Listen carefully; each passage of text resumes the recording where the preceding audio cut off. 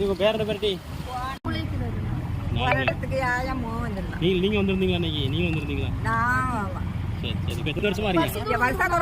வருஷம் வரீங்க. என் மோகன் சத்து 25 வருஷம் ஆகுது. 25 வருஷம் நாங்கள் வரோம்.